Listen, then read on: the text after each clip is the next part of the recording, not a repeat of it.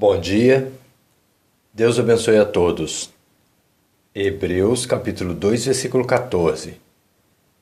Você sabia que quem tinha o império da morte aqui na terra era o diabo? Como está escrito em Hebreus capítulo 2, versículo 14? Era o diabo, porque Cristo Jesus, que vive para todo sempre, tem as chaves do império da morte e do inferno, como está escrito em Apocalipse, capítulo 1, versículo 18.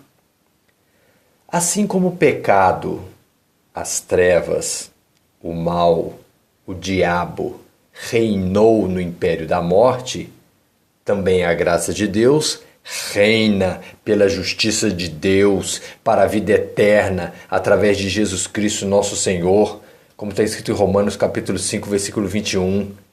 O qual recebeu todo o poder no reino eterno dos céus e no reino temporário da morte na terra, como está escrito em Mateus capítulo 28, versículo 18.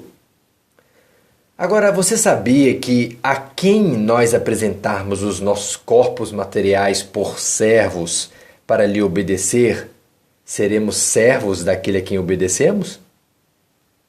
Se apresentarmos nosso corpo para o diabo, para praticar o pecado, receberemos a morte eterna.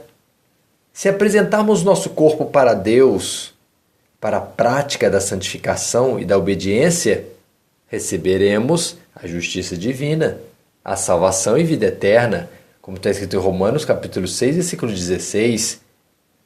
Se a carne e o sangue não podem herdar, não podem receber o reino de Deus, e nem a corrupção, a morte e o pecado herdar, receber a incorrupção, a santidade e a vida eterna, como receberemos a salvação e a vida eterna?